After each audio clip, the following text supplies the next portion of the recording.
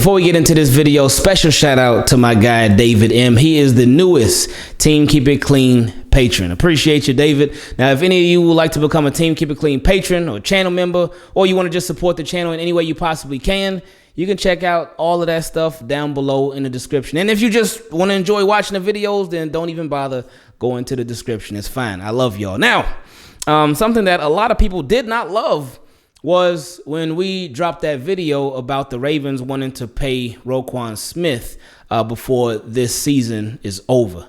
And I was going through the comment section, and there were a lot of people that brought up how if the Ravens, if they pay Roquan Smith before they pay Lamar Jackson, that's disrespectful. That's like a slap in the face to Ravens quarterback Lamar, because why would they pay that linebacker who just got here before they pay Lamar, who's been here for 5 years and he's done so much for the organization?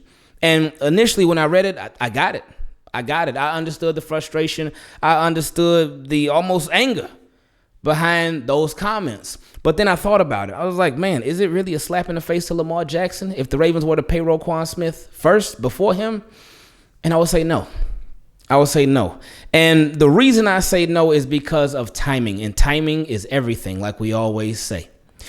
Before the season started, the Ravens and Lamar Jackson, they were having contract negotiations. They were going back and forth. Ravens gave him some offers. Lamar said no. Ravens gave him another offer. Lamar said no. And obviously they couldn't come to terms on a contract agreement. What those offers actually were, hey, we don't know for sure. The reason that Lamar turned it down, hey, we don't know for sure. Hey, what type of deal Lamar Jackson wants? Hey, we don't know for sure. But we do know that the Ravens and Lamar, they couldn't come to an agreement. And Lamar, both publicly and I'm sure privately as well, he let it be known, like after week 1, I'm not talking about a contract no more. I'm focusing on football. I will not be having any negotiations. We're not talking about it. Nothing. Focus on football, and that's it. Week 1 came. There was no contract. And that was a cutoff. So the Ravens traded for Roquan Smith. They acquired him. And he had been balling before he was a Raven. And he kept balling after being a Raven. And you know how much Ravens truly love that inside linebacker position and how much they really value it and how much they just been looking for that guy at that position, especially since Ray Lewis left. And Roquan Smith has been the best thing they've had there. They tried to get a deal done with C.J. Mosley because he was nice there too, but it just wasn't enough money. He ended up cashing out in New York. And the Ravens were like, you know what? This is probably the best guy that we had at the position since. We're not going to let it slide. We're not going to let him go. So apparently the Ravens are trying to get the deal done with Roquan Smith before the season is up.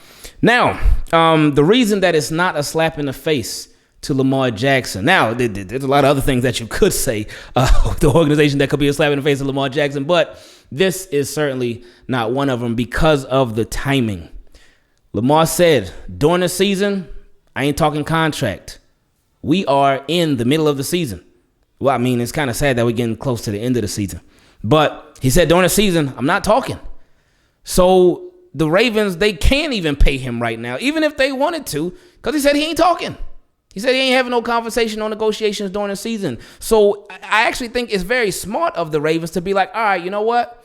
We all knew Roquan Smith was not a rental. We all know they're keeping Roquan Smith. So why not get that out the way? Why not hammer that contract out? Why not get it done and taken care of now? And then so all your focus and energy can be put into getting a deal done with Lamar as well. And I mean, hopefully the Ravens can get that done with Lamar as well. Hopefully both sides can come to an agreement. But I don't think it's a slap in the face to Lamar. I don't think they're trying Lamar with trying to pay Roquan now, because again, Roquan, he's willing to do negotiations now, and Lamar said he's not. So if somebody not willing to do negotiations right now, you can't force them. I mean, well, you couldn't let you just walked up to him with a deal they couldn't refuse. But other than that, again, Lamar said he's not talking during the season. So I don't think it should be taken as a form of disrespect at all. Yeah, this feels like a dream. And you know just what I mean. You see my boy, he like gotta made it. Boy, he's a fan and he like the Ravens. And you know just what I mean. You gotta made it. Boy, that's my homie, ain't that right engraving? So team, keep it clean. Welcome to another episode of Questions from Subs, where you can ask any question you want to, and if you want to be a part of it, well, check the description. Second question, number 2 question, coincidentally came from my guy Jason, and he said the magic number is 2. Raven, hope you and your family and all the team keep it clean are doing well. All I want the Ravens flock to focus on is the number 2. I wholeheartedly believe if the Ravens produce 2 more division wins, that will make them 5-1 in the division, and that will secure the division and the 2nd or 3rd spot in the AFC. Essentially, I personally want this Week 18 game against the Bengals to not matter. Ooh, I mean, it's NFL, so you know it. They're gonna find a way to make it matter. And I'm sure it will be one of the afternoon games. I mean, we would love for the Ravens to have stuff locked up, but yeah. Anyway, he says, so all the doubt and criticism has to be set aside for the next 4 weeks, and it starts Saturday. Fortunately, thou who shall remain nameless in Cleveland has not come back to form yet, and there needs to be an emphasis on defensive concentration. Yeah, because you don't want to be the team that makes Deshaun Watson come back to form. You don't want to be those guys. He says, so let Saturday be the beginning of a mindset that the Ravens can and will do this. Let's see how it goes. Next question came from another team, Keep It Clean patron, my guy Nova. He said, I just got some quick questions. So imagine you have power over the organization as owner and GM. How would you answer these questions? Whoa, he's got 11 questions. Let me try to make this as quick as possible. Would you give Lamar a shorter deal with 2 to 3 years, or a longer term, 5 to 7? Who do you pay at running back, JK, Gus, or draft another? And do you keep Hill?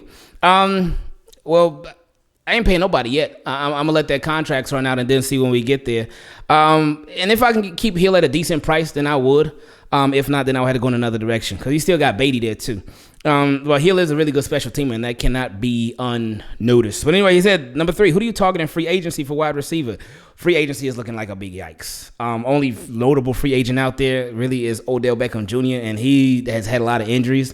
So, I mean, I wouldn't mind bringing him on, but I would still look for somebody else. Oh, he said, do you try to make any trades? Probably DeAndre Hopkins. He said, do you pay Roquan, Queen, or both? Well, I pay Roquan. For Queen, I'd let them know straight up, like, look, we can't pay both of y'all top dollar. If you want to accept something lower and stay, cool. If not, I get it. I know the business. Number 5, how do you address the cornerback situation? Do you keep Juice Man Fuller to run it back? I would love to for quality depth, but I would probably do a little more investing on offense. As far as defense and cornerbacks, I would probably look to the draft and maybe some free agency as well. Depending on Kyle Fuller and his health, Marcus Peters, if he wanted to accept something a little bit lower. He is a little older, coming off of ACL. He'll be a year removed, so he could be better, but he'll also be a little older, so he could slow up a bit, so I won't know. But I would definitely probably look to the draft and a little bit of free agency too. He said, do you keep Clark next year? No. For offensive coordinator, would you get someone new or hire within? Oh, someone completely outside, new for sure. For a first round, what do you target? Pass rusher, wide receiver, O-line? It depends on how free agency goes. Depends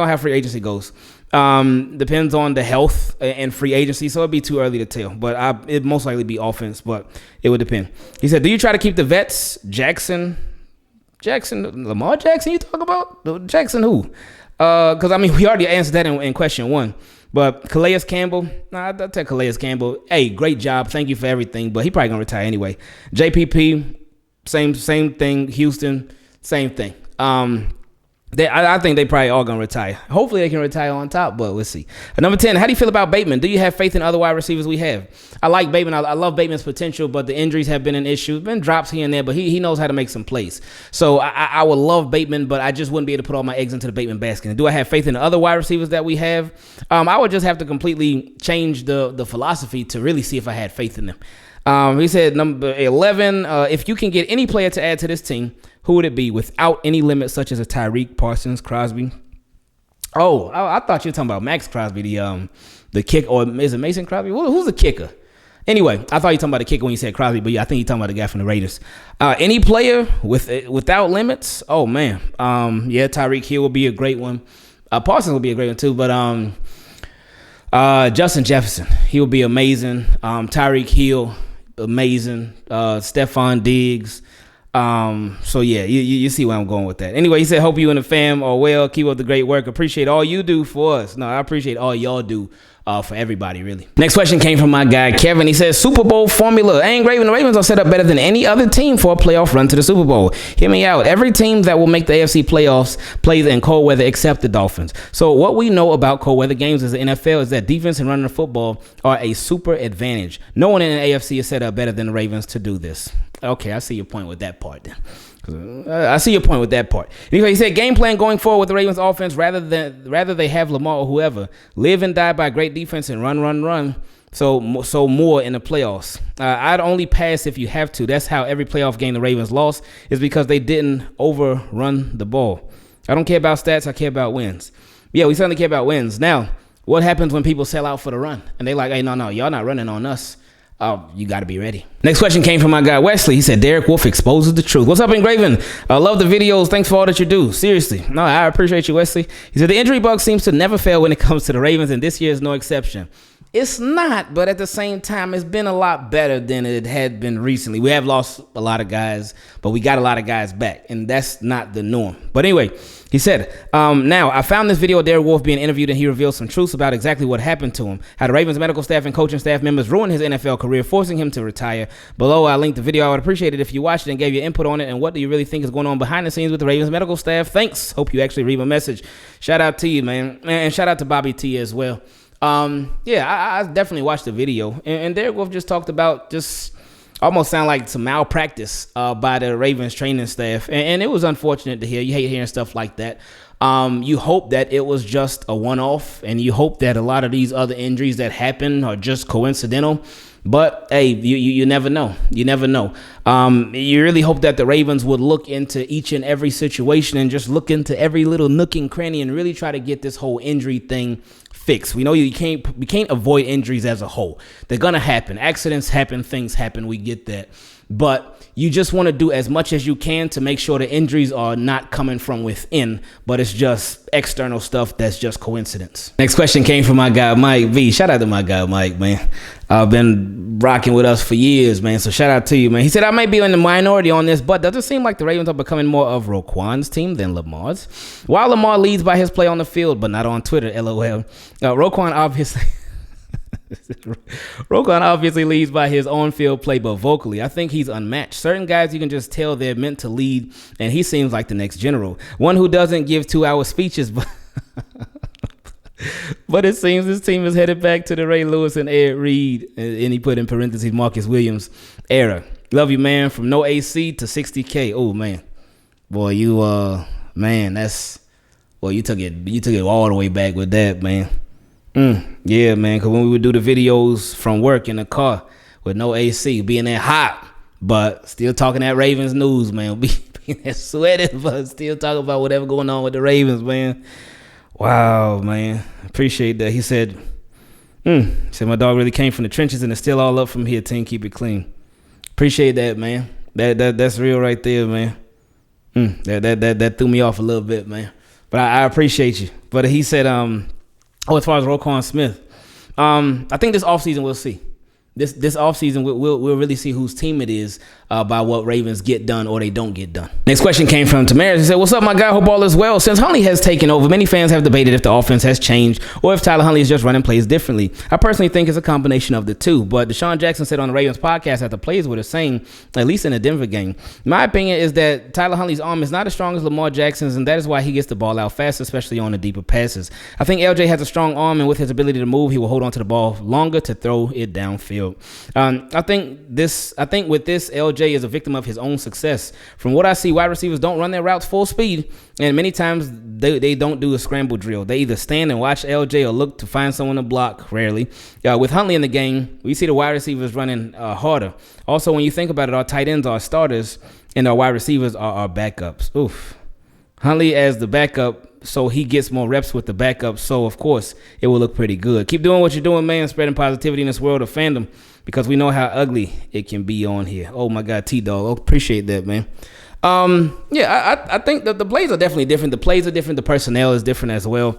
That's a good point, though, about the arm strength, about the Huntley's arm strength versus Lamar's arm strength. So, but the plays are certainly different, though. But I guess with Tyler Huntley, the Ravens, they capitalized on that, on his arm strength, I guess not being as much or as strong as Lamar, so they give him a lot more shorter stuff. So we'll continue to see tomorrow, well, later today, whenever you see in this video, on if the plays are really different or not. But that's a really good point that you bring up about that. And he also said, I sent you a question, then had this one after watching some stuff on Jalen Hurts. Coming out of college, he had the same negative comments that they had on Lamar Jackson. It made me wonder what our offense would look like if we gave an OC who was creative in the pass and run game and allowed Lamar to run when needed. Man, what if we gave him a combination of wide receiver like they have at Philly, or at least one to pair with Andrews? I think it would be a beautiful thing. What do you think? Oh, you know what I think already. I know you know what I think. I'll be seeing you in the comment section all the videos. I know you know what I think, but hey, will we ever find out? We'll see. Next question came from Jai Baby. He said, hope all is well in Graven. What do you think about Lamar healing from his injury and also getting rest going into the playoffs? Do you think this will help Lamar or hurt the Ravens? Well, I mean, you're missing your starting quarterback. So it's hurting you. I mean, you still been winning, so that's great. But you don't have your starting quarterback, and that's your guy. That's your guy. You want your guy, especially come playoff time. You want your guy. Tyler Huntley's cool, but he's just different. He's different from Lamar. So hopefully Lamar can be back before playoffs so Ravens can get back into the flow of things with him, and he can build that chemistry with them and just make them that much more of a dangerous threat come playoff time. He said, I think it's a good thing letting him heal and getting rest, but it could hurt us as well. Missing 3 games, will it mess up? Oh, I should have kept reading. He said, will it mess up the chemistry with the wide receivers and tight ends, the center with the snaps? I hope not. What's your take on this as well? Well, there you go. He said, thanks getting Graven, and just like Tyler Huntley, hopefully in week 16, I'm out. Just hoping Lamar is 100% at that point. This question came from Jamie B. He said, hope you and the family are doing well and the rest of the team keep it clean. I have 2 scenarios and would love to hear your thoughts. 1, what if the Ravens tag and trade Lamar to the Saints and receive all their draft picks for this year and some for the next year, and they bring back Sean Payton to coach him in New Orleans?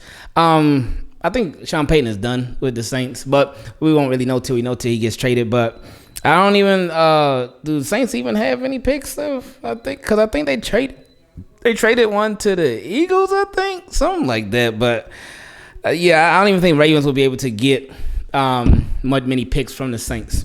But I'm not 100% sure on the pick situation. But anyway, he said hopefully not 2. The cheap Ravens pay him and maybe bring in Sean Payton as offensive coordinator to coach him. And yes, I know he was a head coach, but suppose it happened. And by the way, I want Lamar to stay in Baltimore. EDC, let's get it done. Hopefully Lamar is not like me, because I'm out. Yeah, these are 2 highly unlikely scenarios because, yeah, like you mentioned about the last one especially, Sean Payton was a head coach. So for him to go from head coach to offensive coach, he going to have too many people that's like, hey, come be our head coach again, whether it be on the NFL level or if he stepped down to the collegiate level. But I know he's contractually obligated to the Saints. Since they didn't fire him, he stepped down. So, yeah, I don't think that he would be an offensive coordinator. Next question came from my guy Javo. He said, maybe this question was asked already, but with the injury of Kyler Murray, should Lamar hold out for the rest of the season until we re-sign or franchise him? Also, if Huntley leads us to a Super Bowl, what would that mean for Lamar Jackson? The first part, I don't think he should hold out, even with the Kyler Murray injury. Like, Kyler Murray injury, to me, it really doesn't have much to do with Lamar Jackson. I understand, Kyler got his contract, so he's out. Lamar don't got a contract yet, and he's injured, but I don't think the 2 are correlated at all. But with Lamar, I don't think he should hold out. I don't think so, because you want to get a chance to finish what you started. You started this season. You led the Ravens to what did he lead them to? Being 7-4, I think, something like that. But you led the Ravens to get this far. You want to finish the job, and you want to do what you can to finish as best as you possibly can, and hopefully that will be with a Super Bowl. We'll see. But you come back. I don't think you should sit out. And as far as he said, if Huntley leads the Ravens to a Super Bowl, what would that mean for Lamar Jackson? I think that the Ravens would trade him. I think it would be sort of like no, the Eagles, they kept Carson Wentz. I was about to say like the Eagles and Carson Wentz, but they kept him. But I guess it would be like the Eagles with Nick Foles, and the backup ends up leading to the Super Bowl. I think they would trade Lamar if that happened. I don't see that scenario happening, but we won't officially know till we know. I don't see that scenario happen. But yeah, I think they would trade Lamar if that went down. Next question came from MBK. He said, hey, brother, as we talk about the Lamar Jackson saga, I hope and pray Baltimore gets this done. But if they don't, what are your thoughts on our QB situation in the long run? If I were EDC and I believe that we couldn't get a deal done, I would be trying to trade Lamar to one of those teams with 2 first-round picks and draft a new QB in the top 10, or maybe trade for Brock Purdy. Look, I love what Brock Purdy is doing. I really do. Even my guy, was it Serge? Or was it somebody else? It was somebody. I know it was a Team Keep It Clean page that talked about how they went to high school with Brock Purdy and how he's better than Tyler Huntley. But I just, I think with Brock Purdy, again, love what he's doing. Hope he continues doing well over there. But you got to remember the system too. You got to remember the team that he plays for, how they do things on offense versus how the Ravens do things on offense, and it's completely different. But as far as if they were to trade Lamar, which again, hopefully they don't, but if they do, I think they would get more than just 2 first-round picks. I think they could get at least 3 first-round picks. Or if they just get 2 first-round picks and they get a bunch of seconds and a bunch of thirds too, Lamar's not gonna go for no cheap, no cheap deal. People are gonna have to give up a lot for one Lamar Jackson. Now, the fact that the new team would have to pay him, that could change some things as far as the compensation. So that's something that I would need to keep in mind as well. Because obviously, again, he will still go for a boatload of picks, but at the same time, some of those picks could be lessened since the new team got to give him a contract. Anyway, he said, hope you and your family are good. Much love to you, man. Appreciate you. Next question came from Asher. I like that name. He said, what's up, Ingraven? Here's a question from subs. In the NFL tiebreaker system, head-to-head matchups are before divisional record. By a tiebreaker system, I mean what determines the playoff spots. So if we lose to the Bengals at the end of the season, we guarantee ourselves to have to go to a divisional record. What do you think? Will the Ravens crack under pressure? I hope not. We'll see. It's December. This is where football is at its toughest because it's cold out there and them hits, they hurt more than ever. But as far as the tiebreakers and stuff, you got your division record, you got your head-to-head matchup with a team. Like, say, for instance, you and another team finish with the same record. Y'all both finish 12-5. Now, if you played that team, then you would have the advantage over that team. You would have the higher seating over that team. But if y'all split, then it will go by, I believe it goes by opponent's strength of schedule. So the strength of schedule that you play versus the strength of schedule that they played, and whoever played the toughest strength of schedule, then they will get that leg up. And the last question on this episode came from my guy Jonathan. He said, Ingraven, hope all is well with you and the fam. Man, football season's almost over and the year's coming to an end. Time really flies when you're having fun, especially being a Ravens fan. You ain't lying. So I got a question for you. Earlier this week on the Ravens Vault podcast, shout out to them, but a question came up about Lamar Jackson's contract and what was offered, and Sarah from the Vault mentioned that it was a rumor that Lamar was actually offered a contract that had guaranteed money around the Aaron Rodgers and Kyler Murray contract. It got me thinking, are we being tricked? Now, go with me on this one because it may be a reach, but it got me speculating that Lamar is already signed to the Ravens. I've heard somebody say that before, and I don't think so at all. I don't.